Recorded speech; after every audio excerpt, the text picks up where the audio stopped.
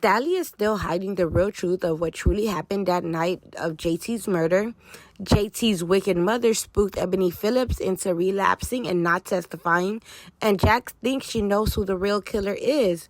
You guys, we've reached the second to last episode of Reasonable Doubt Season 2, which is kind of bittersweet. We're crossing our fingers that it does get picked up for Season 3. Anyways, hello. Welcome to my channel, TV-DICTION, where we talk about all my latest TV obsessions. And as you can tell by the title, we'll be discussing episode 9 of season 2 for Reasonable Doubt.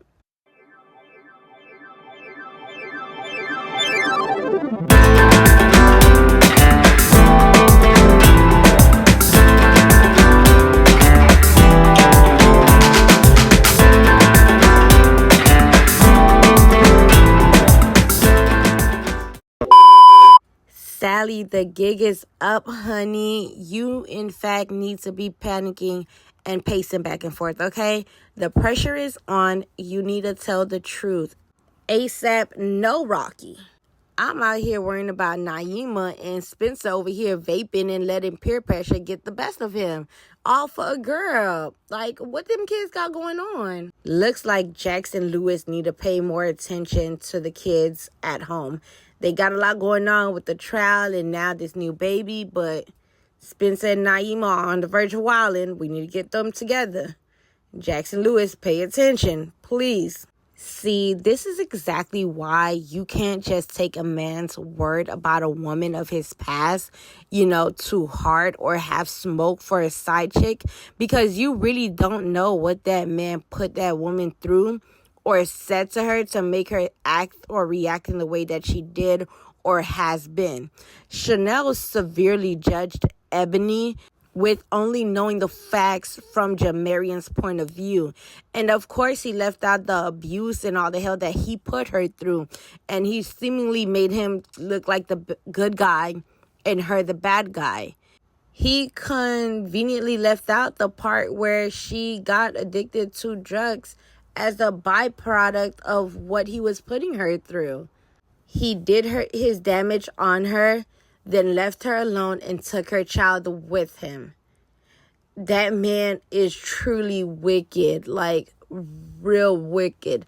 And I hope Chanel sees, Ebony in a new light now, being that she got a little glimpse of what really happened with her and Jamarion.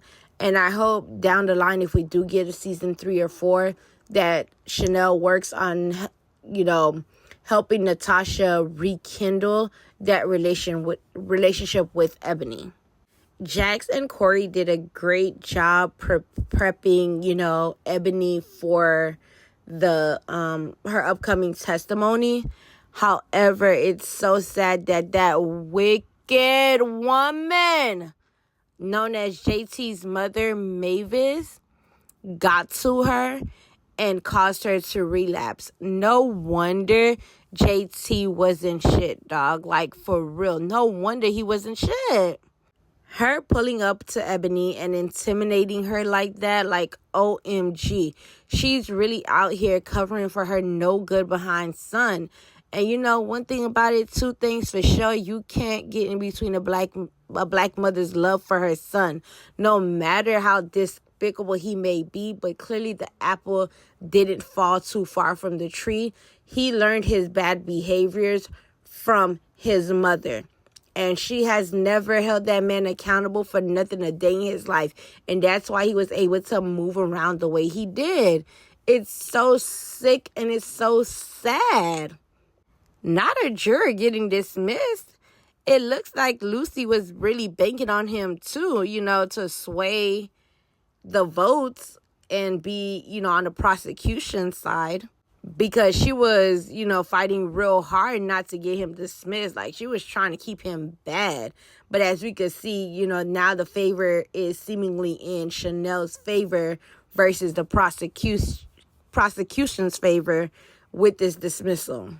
Now, what does Naima have up her sleeve? I don't know why, but it feels like she might be setting Spencer up for something. But you can clearly see there's a rift within the sibling relationship between the two.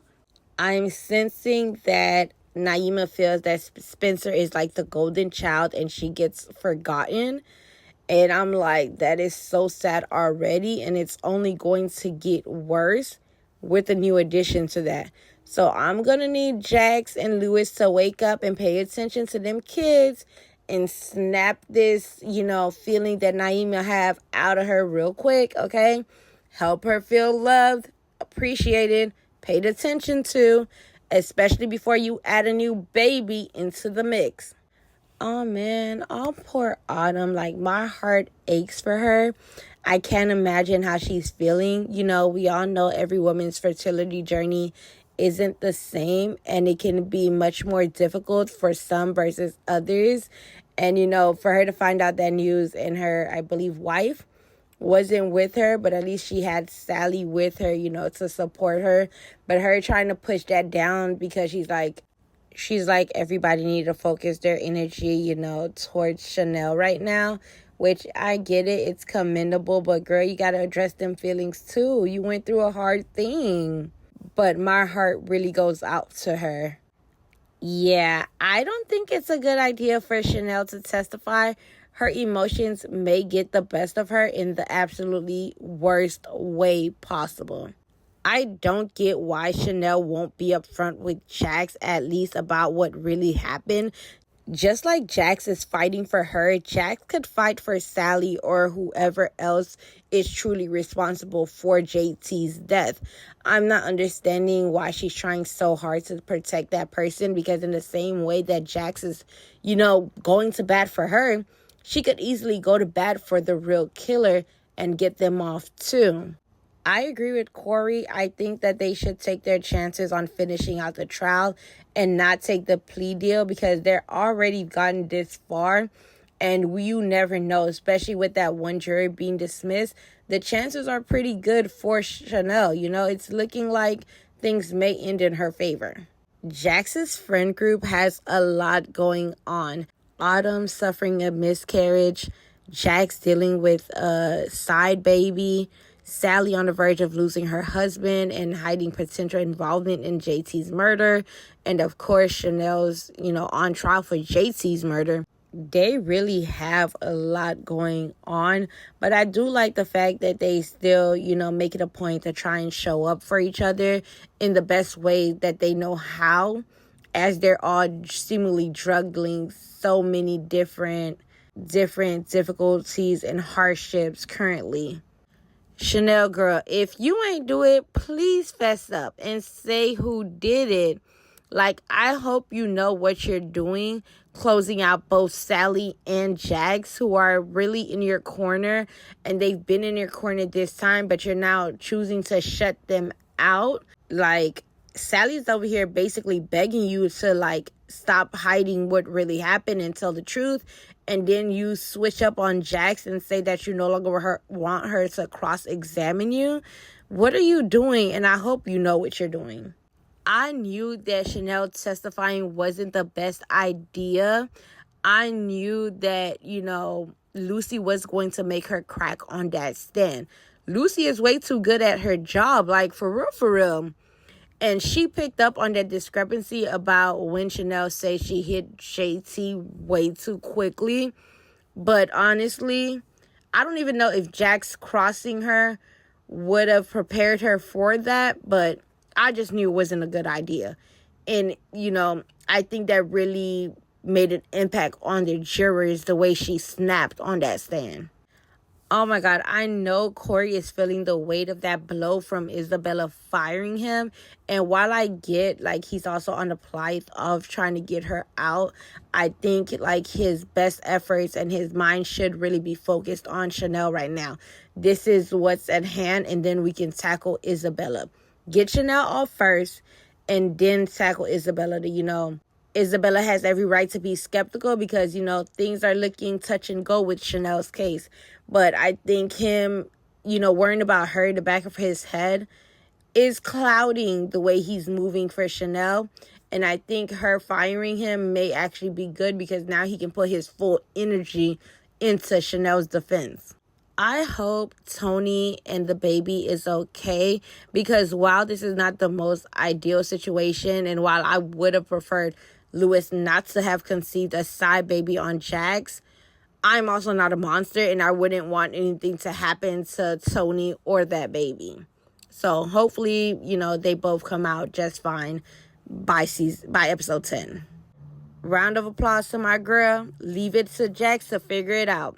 And leave it to them not to tell us until the next episode. Like, OMG. Y'all know we've been waiting 9 episodes for this. But y'all said, nope, wait on the 10th one. And listen, the minute that episode start, Jax need to utter the words of who she thinks killed JT for real. But I'm low-key tossed between thinking that it's either Sally, Adrian, or, like I said, Natasha earlier, which is one of the kids. But what y'all think? Who do y'all think really did it? Down in the comments, let me know your thoughts. But until next time, thank you for watching.